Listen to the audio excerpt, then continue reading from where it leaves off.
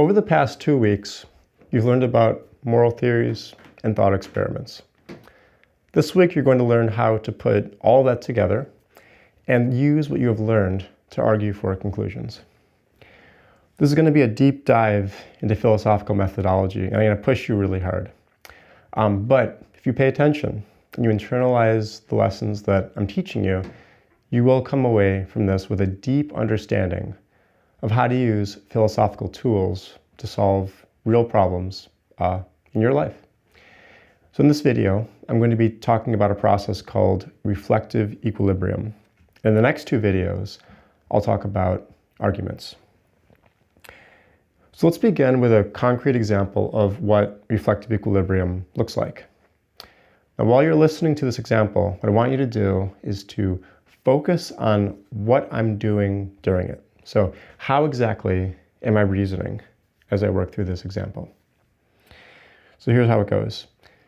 Imagine that you are in charge of an intensive care unit in a very large hospital. Now, your city is experiencing an unprecedented surge of COVID-19 patients because it's 2020 and administrators at your university's flagship university have decided to hold in-person classes rather than to switch to an entirely online format.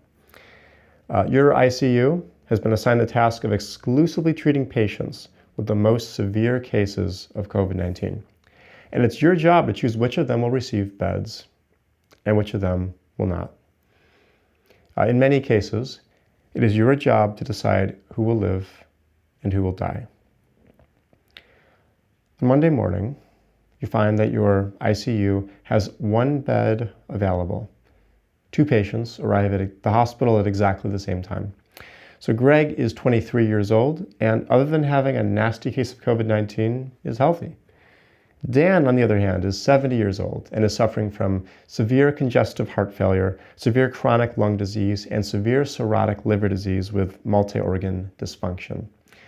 Now, you're prohibited by the U.S. Civil Rights Office from discriminating on the basis of age alone, but it still seems obvious to you what decision you should make. You should give the bed to Greg. Now, did you do the right thing? So to figure this out, we need to look for a principle that could explain and justify your choice. So one such principle is as follows. Distribute ICU beds in a way that maximizes expected years of life.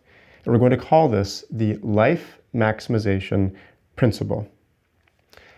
So if the life maximization principle is true, it would explain and justify why it was right to give the bed to patient A, to Greg. They're going to live longer. So now we have a principle. But what I want to ask is this principle a good principle? And in order to evaluate it, one thing that we're going to have to do is to think about its implications for the real world. So in other words, what are the consequences of accepting this principle beyond the simple case we've looked at so far? Now, it's sometimes hard to predict all the implications of a principle just from the armchair. And one thing that we can do, and what I'd recommend you do, is to ask other people who have lived experiences that are different from yours in ways that are useful for the question at hand. So let's go back to the story. You're running the ICU, and imagine that you contact your friend Gretchen, and imagine that Gretchen is a hospital administrator down in Georgia. So you explain your situation to her, and she shakes her head and tells you that your principle simply is not going to work. You ask Gretchen why, and she tells you the following story. So last Monday afternoon, a patient named Samantha arrived in the ICU.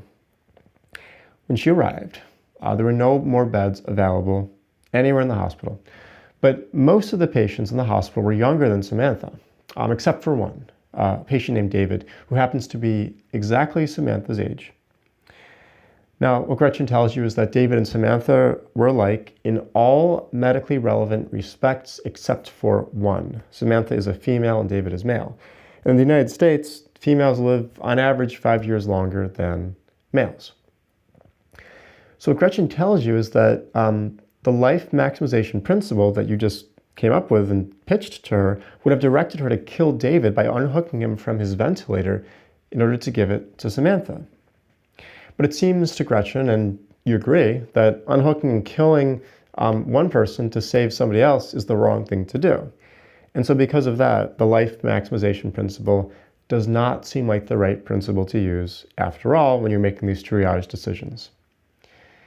So Gretchen doesn't just critique your original principle, she offers another. She says, here's a principle that she's been using in her hospital. It's wrong to kill an innocent person to prevent another person from dying. And she calls this the anti-murder constraint. So you thank Gretchen for the consultation, you hang up the phone, and you reflect on this new principle. So first thing you do is you realize that the anti-murder constraint doesn't explain and justify the first decision that you made. So giving the bed to the healthier person rather than the person who had all sorts of other complications. The anti-murder constraint says nothing about what to do when two patients arrive at the same time and you only have one bed. And so for this reason, you decide to not throw out the life maximization principle entirely. What you decide to do instead is to follow the life maximization principle in every single case, except for the ones that would violate the anti-murder constraint. So now you have this hybrid principle, life maximization principle plus the anti-murder constraint. And what we need to ask now is this hybrid principle the correct one? So what you decide to do is to call another one of your hospital administrator friends. We'll say that this is your friend Chester from Colorado. So Chester tells you that, he's just not impressed by your hybrid principle, and you ask him why, and he tells you a story. So Chester's hospital used to follow the hybrid principle. But then one day, he decided to look over some spreadsheets during his lunch break. And what he found is that over a period of 3 weeks, there were on average 10 prospective patients competing for 5 available beds each day.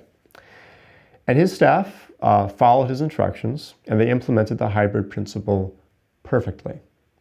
Healthier patients were given beds rather than sicker patients, and nobody was murdered. Now, everything seemed wonderful until he realized something. Now, although there was no discrimination, no explicit discrimination on the basis of class, poverty is correlated with higher rates of cardiovascular risk. And so for this reason, in every single one-to-one competition between a wealthier and a poorer patient, the wealthier patient ended up getting the bed. And to make matters worse, even though there was no explicit discrimination on the basis of race, in the United States, race is also correlated with poverty. And as a consequence of following the hybrid principle perfectly and the random pairings of patients in the one-to-one competitions that happened to occur in the hospital, Black patients were disproportionately underserved based on their representation in the population that was showing up in the hospital. So the race and class-blind hybrid theory ended up exacerbating existing health inequalities among democratic groups in practice. So Chester's solution was to stop doing one-to-one comparisons between patients and instead to use a new system for classifying incoming patients into 4 groups based on a rough assessment of their overall health. And beds were then assigned to patients using a weighted lottery. So people in the healthiest group were given more chances to get beds than people in the least healthy group. That being said, anybody in a group had the same chance of getting a bed as anyone else in the same group. So you're grateful for the proposal, you thank Chester for it, and then you get off the phone so you can think. If we should prioritize the interests of the worse off members of our society, then Chester's proposal is an improvement over Gretchen's hybrid principle. But if we should be maximizing overall well-being, then Gretchen's hybrid principle is still superior because it does a better job of making fine-grained comparisons between individuals based on how likely it is that they're going to survive. Her principle lets you have greater life that you're fostering, greater amounts of years. And so what's the right answer? All right, so we're going to end the story now. That was my example of reflective equilibrium. So now that you've experienced it, what I want to do is show you its features. And the first thing I did in the story was I came up with a judgment about a situation that I was presented with. So remember, there were two patients, one old and unhealthy with a bunch of deadly conditions. The other was younger and much more likely to live a long life after COVID. And I had to decide who was going to get the bed and who was not going to get the bed. And I made a judgment. The healthier patient would get the bed. So that's the first stage of reflective equilibrium, making a judgment. The next thing I did was I came up with a principle that could explain and justify my judgment. And I came up with the principle that I called the life maximization principle. Coming up with a principle to explain and justify your original judgment is the second stage of reflective equilibrium. So what happened next was that I found that my principle was inconsistent with other judgments that I had. So it didn't seem right to, for example, unhook someone from a ventilator and kill them just because that person is male, and someone who is female needs a ventilator, and females happen to live longer than males on average in the United States. So that inconsistency between the judgment and the principle initiated this stage 3, which is the delicate dance between principles and judgments. So what I did was I revised the principle, and then I tested it against other judgments. Now, in some cases, in stage 3, you have to revise your judgments. So for example, if Chester's proposal leads to many more deaths than an alternative proposal in practice, then you might conclude that his judgment, rather than the principle, is what needs to be revised. So stage 3 ends when all of the principles and judgments are in equilibrium with one another. The judgments and the principles form one coherent package. So you might be wondering now how you ever figure out when stage 3 is over. And this is actually a really hard question. And what I'm going to do is I'm going to give you some advice that's been extremely useful for me in my own life. So it's always possible that some new situation is going to arise and demonstrate that a principle that you have endorsed is actually false and must be rejected. And for that reason, I think you need to be humble about all of your commitments. You need to ask for examples from other people who have perspectives different from your own, and you should always be open to the possibility that there's more to learn. That being said, you shouldn't give up, because reflective equilibrium is still a really good method of figuring out what you should believe about ethics. And when you engage in reflective equilibrium, you're still doing something really valuable. You're going to end up with beliefs that are much better supported, much more nuanced, and just much more reasonable, because you've just examined them with lots of reasons than when you began. So at this point, it's worth bringing up and discussing one objection to the method of reflective equilibrium. And here's how it goes. If I start out with a bunch of really bad beliefs, isn't reflective equilibrium just going to give me bad principles? So imagine that I start out and I judge that it's permissible for me to go push that toddler over there into traffic. Isn't the method of reflective equilibrium just going to push me to endorse the principle that murder is morally permissible? Now, there's a few ways of responding to this objection, and what I'm going to do is I'm going to give you the one that I personally find the most persuasive. So belief like murder is morally permissible is just not going to stand up to scrutiny when you keep doing reflective equilibrium. Because surely there's somebody you care about, such that you would judge their murder to be wrong. And at any rate, I'm sure you would judge your own murder to be wrong.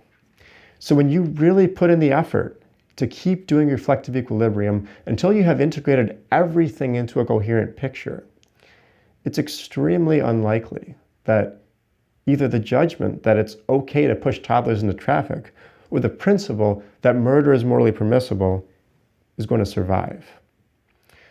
So, in other words, the solution to the objection is to do more reflective equilibrium rather than to abandon the method. So finally, I'm going to say a few words about how to integrate what you've learned in this video with what you've learned in the videos from the previous two modules.